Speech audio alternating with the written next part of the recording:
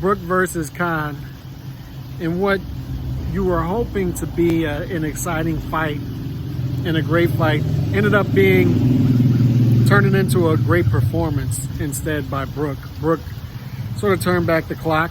It's tough to tell if he turned back the clock or if Khan was just that shot.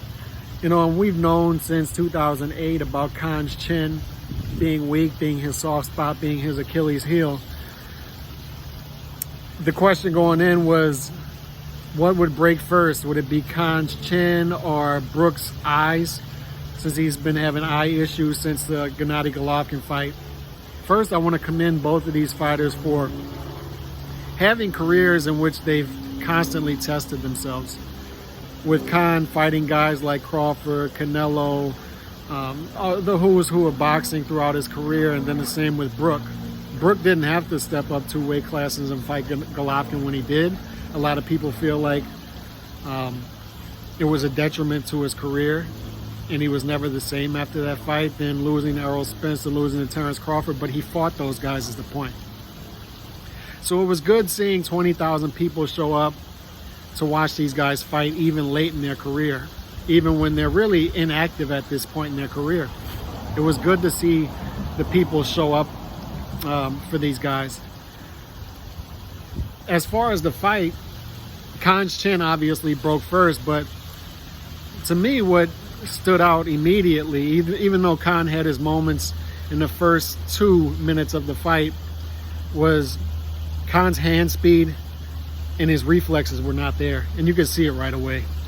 You can see when a guy turns old overnight, and he's been, what, 2.5 year layoff. The timing wasn't there, but the reflexes weren't there. And you could tell that from an old fighter. When the legs go, everything else pretty much goes with it. I mean, the reflexes weren't there. And I was looking for Brook to, if Brook would have if Brook would have used more feints, I think he would have got Khan out of there earlier. If he used more feints and went to the body, I think he would have probably got him out of there in 3 rounds instead of 5 or 6. But Khan was just overreacting to everything Brook was doing because the reflexes weren't there. That's number one. But number two is, I remember talking about this fight with D-Style earlier in the week. A lot of people felt like Khan was going to give Brook problems early in the fight due to his hand speed. And that was going to sort of hold Brook off for a certain amount of rounds and maybe touch up his eyes. And that just didn't happen because the hand speed wasn't there. It's gone. Khan was really a shell of himself. So it wasn't as much the chin. We all expected that type of chin from Khan and Brook's power to give him trouble. And Brook is a physical welterweight, and this fight was 2 pounds over welterweight. So seeing Brook hurt Khan and walk him down wasn't really a surprise. The surprise was that it happened so early because Khan's hand speed didn't give Brook any kind of issues. Khan was just a shell of himself. So otherwise, a great, exciting night, but it ended up being a great performance for Brook, and good for Brook. He's sort of a little brother getting his, finally getting his just due from the boxing public after beating Khan. He's sort of been in Khan's shadow. And that was a shame because Brook has had a really good career, and it goes on from here. And that's the key question is, what does Brook do from here now? Khan, I think he should retire, and I think he was hinting at that after. I hope he does ride off into the sunset. And if so, up and down career, but overall a great career, like I said, and a guy who tested himself. He just had a big Achilles heel and not having that chin. But as far as Brook, do you ride off into the sunset with the biggest win of your career, getting validation, beating the guy that you were underneath his shadow for years, sort of like Antonio Tarver against Roy Jones Jr., the little brother beating the bigger brother? Or do you move on? And I saw enough from Brook last night to be intrigued if he does fight these younger guys coming up and being sort of a glorified gatekeeper type of veteran.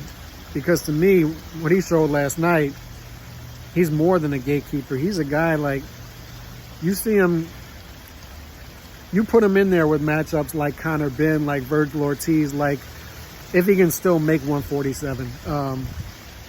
Put him in there with those matchups with or Boots Ennis, somebody like that, these younger guys coming up, and you say, I wonder how these young guys would do against Kell Brook.